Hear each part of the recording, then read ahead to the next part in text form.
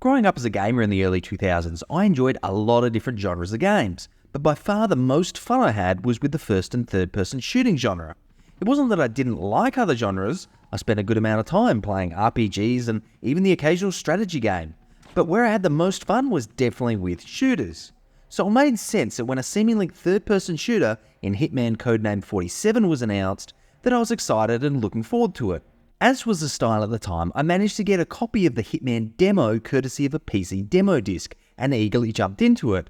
But it didn't take me long to work out that this just wasn't my jam. I played this like a third-person shooter and promptly had my ass whooped and of course had a terrible time and uninstalled it fairly quickly. Now, almost 25 years later, and my gaming tastes haven't changed too much since the 2000s, but what has changed is the industry and the games themselves.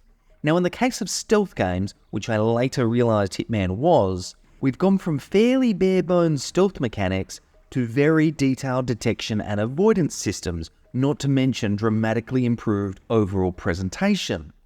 But this isn't to say that the titles that arguably started this genre, like Hitman, were bad games. Just because I didn't like a game at the time certainly doesn't objectively mean it's a bad game, it just means I didn't personally like it. Now, perhaps I was in the minority here, because since the initial release of Hitman, at the time of recording this video, there have been 15 releases in the series across both PC, console and mobile devices, with a mostly positive reception, with oddly the first game currently being the one that scored the lowest. Now, this is quite a dichotomy as to how franchises normally work.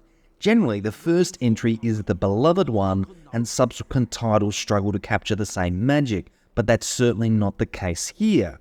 Looking back at Hitman Codename 47 with a modern lens, my opinion is that it is an average game with moments of brilliant gameplay. Fortunately for the game, the moments of brilliance stood out enough to compel developer IO Interactive to produce a sequel, Hitman 2 Silent Assassin, which by most generally accepted measures is a far better game than the original. Alas, we're not here to talk about the franchise, rather just the first game, Hitman Codename 47, which released in the year 2000 for the PC. The version we're playing here is that original PC version, with the only tweak being a small widescreen patch to make it a little easier on the eyes. Right, so Hitman includes both a set of containerized stories told within each of the locations that you're sent to, such as there's a gang war and you need to eliminate the leader, as well as an overarching story which follows the character development of Agent 47 himself. The containerized stories in some cases also contain several side stories which you come to unravel as you progress through the relevant story. For me, the better storytelling here is in those containerized stories, but in saying that, the overall narrative certainly isn't the game's strongest suit, with the majority of narratives using a giant text dump to convey the plot background, combined with some questionable voice acting. Have a listen to this short clip and tell me if you think the voice actors understood the context of the lines they were speaking. I made a reservation for 2 days. And what was the name, please? Mr. Tobias Reaper. We have a nice room for you, Mr. Ripper. Could you please sign here? Okay. Now, in terms of the overall narrative involving Agent 47 directly, I'm not going to go into a lot of detail here to avoid any spoilers, but I will say that while I think the conclusion to the arc is good, how you get there isn't as engaging or interesting as it could have been. Before we continue, a massive thank you to everyone who supports the channel. If you enjoy this type of content, please do consider subscribing. It helps support the channel and you can be notified of new content the moment it drops. With that out of the way, let's grab a knife, change into a disguise, and head back to the year 2000 to remember Hitman Codename 47. Gameplay-wise, Hitman is one of the first examples of a PC third-person stealth game, and I want you to keep those words in mind as we progress through this video, because regardless of the individual reception or my opinions on Hitman, it certainly played an important role in defining a genre which would lead to the creation of many new franchises like Splinter Cell, Assassin's Creed, and even Manhunt, all of which remain culturally significant to this day. Now, the primary gameplay loop revolves around various missions throughout the world to effectively assassinate a specific target. There's a reasonable amount of freedom as to how you approach your target, like there's no required method to eliminate them, only a requirement that they are eliminated, which means you can often approach your target via a more stealthy means or just go in all guns blazing, the latter generally not working too well. Now you do need to consider your overall approach during the briefing where you'll be able to select your loadout for each mission. Small weapons can be concealed, however large weapons cannot, more on this later. Now, while the game is undoubtedly a stealth game, the level design and mission structure don't always support this. Put simply, the missions which channel your skills as an assassin are where the game is at its brightest, and the missions which channel your skills as a Rambo-like character are where the game is at its darkest. Upon the game's release, several reviewers criticised the controls, but I would argue it's not the controls that are the largest issue, although they are far from perfect, but the way in which the missions, in particular the combat-focused ones, force you to interact with these controls, which feel optimised for slow and deliberate gameplay. One of the challenges with the controls is that to interact with something, you need to use the mouse to click on it, but for this to happen you need to look at it, which means if the item is shorter than you, you effectively need to stop and look at the ground before performing the action. Then there are certain items and people which can't be interacted with unless you are standing in a very particular position. Both of these things really kill the game's immersion. Now, the camera works well from a cinematic perspective for the game's stealth missions, but leaves a lot to be desired in the combat missions, mainly due to the camera's position. Combine this with an unusual acceleration curve while running, something which you'll do a lot of in the combat sections, and this gets tiresome very quickly. Now, while control and camera are important parts of any third-person game, it's the game's other systems and mechanics which help define it, and this is where we see both brilliance and mediocrity. Firstly, one of the key mechanics in the game involves performing a lethal takedown, normally using stealth, and then taking the victim's clothes, therefore being disguised as that person and enabling you to pass areas of the level which might be inaccessible otherwise. It's a good mechanic, and you can pretty much do this for any character in the entire game, which is nice. However, to avoid alerting other enemies, you need to hide the body, fair enough, but this is where some of the mechanics starts to come undone. An early example in the game includes several open sewers where you need to stash these bodies. However, the only real way to get a body here is to drag the body over it and hope it falls in, or the more effective way of dragging the body until you fall down the sewer and the body clips in above. Another example happens when eliminating someone in a bathroom and you have to basically force clip yourself through the toilet door just to try and hide the body, which still only has a 50% success rate. It doesn't just hurt the pacing, but it can rapidly end the level if you're busted while trying to dispose of one of these bodies. Another example of a system which doesn't work as it's intended revolves around the stealth positioning to take someone down without them realizing.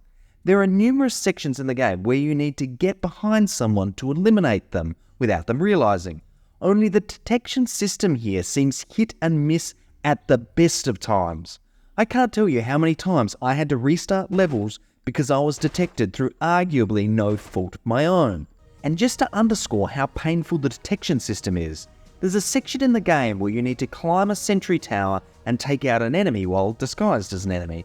I completed this and took down the enemy with stealth. Then I made the fatal mistake of turning around with my knife still equipped, which caused the other enemies to perceive me as a threat and open fire, causing me to fail the mission. The irony is, you can walk around these same enemies with an AK-47 equipped without them batting an eyelid, but for some reason, them seeing you with a knife causes them to become instantly hostile.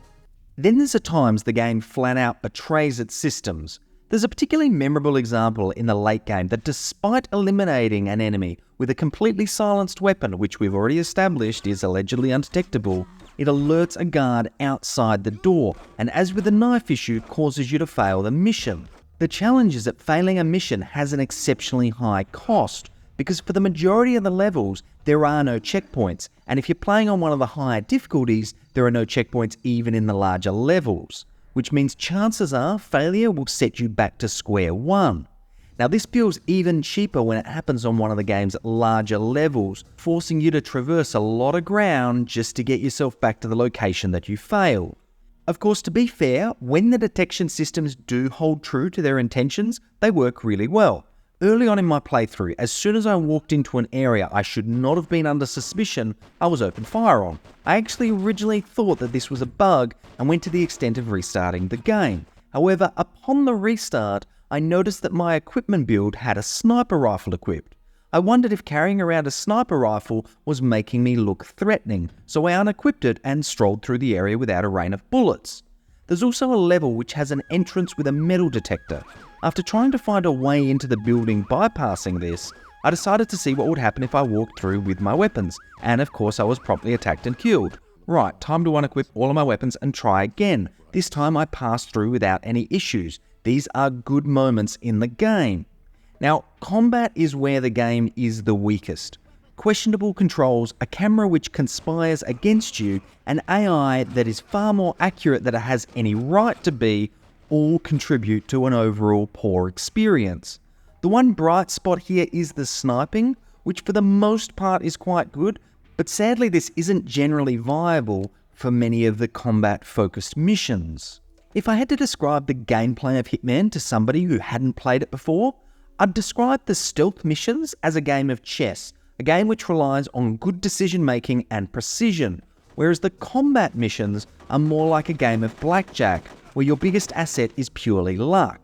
Unfortunately, a lot of the time this doesn't translate to a good player experience, as it's quite jarring being pulled from one extreme to the other. Presentation is also a bit of a mixed bag. While the indoor environments are well detailed, varied and interesting to explore, the majority of outdoor environments are bland, repetitive and a chore to navigate.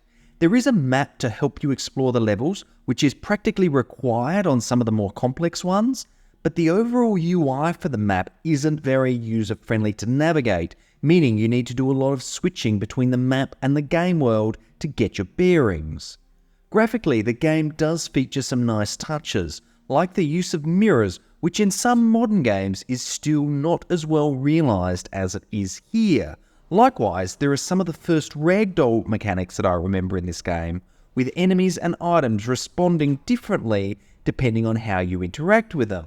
As far as stability goes, I only soft-locked the game once in my entire playthrough, and that was when I entered a room that had been unlocked by a hotel cleaner to explore. However, when the cleaner left, he locked the door and I didn't have the key to open it again and was therefore locked in there. Yeah, not quite sure how this hotel passed its fire safety audit. Overall though, the presentation is passable, but there are a lot of examples of other games at the time that delivered better presentation in a similar set of environments. Sound design is mostly good. There is an incredible soundtrack which suits the game perfectly, from the menu music to the mission music. The music feels additive to the immersion, and that's always a good thing. My only criticism of the music, which isn't really the music, more the sound design, is that in certain areas it just cuts out without any transition, but this is a minor issue in the scheme of things. Voice acting is interesting. Half of the characters seem to be voiced in a serious manner, and half of them seem to be voiced in an over-exaggerated, comical manner, which seems unusual given the plot the game features, but I admit it never really detracted from the experience. As I mentioned in the introduction though, there are the telltale signs of voice actors being asked to read lines without having the context, causing them at times to sound like text-to-speech as opposed to real voice acting. Sound effects are all pretty solid, and there's a good variation to the different types of weapon sounds. Overall, the sound design is certainly one of the game's stronger points, and it does help to uplift the overall presentation somewhat. Now, after spending the time to go back and play Hitman Codename 47, I'm convinced that Hitman is a collection of good ideas with varying levels of execution of these ideas. Sometimes the game absolutely nails the feeling of being an assassin. Other times, the game reminds you it's a video game with immersion-breaking bugs and segments which betray players' trust with established mechanics. However, in an interesting turn of events, in 2004, we got Hitman Contracts, which occupies an interesting place in video game history, being somewhat of a remake of Hitman Codename 47 and a sequel to Hitman 2 Silent Assassin, leveraging a lot of the systems introduced in Hitman 2 into the original, as well as scrapping a lot of the original's outdoor-focused missions. Honestly, this isn't just the best way to play Hitman, it's the best entry for new players to the series, as it does a great job of explaining the plot of the first two games in a satisfying manner which makes sense. If you do have an interest in seeing where Hitman began, I would suggest Contracts as your first port of call. But there's no denying that despite some shortcomings, there is still some charm to the original. But that's enough from me. Do you agree or disagree with my opinions? Let me know down in the comments below. And as always, thanks for watching.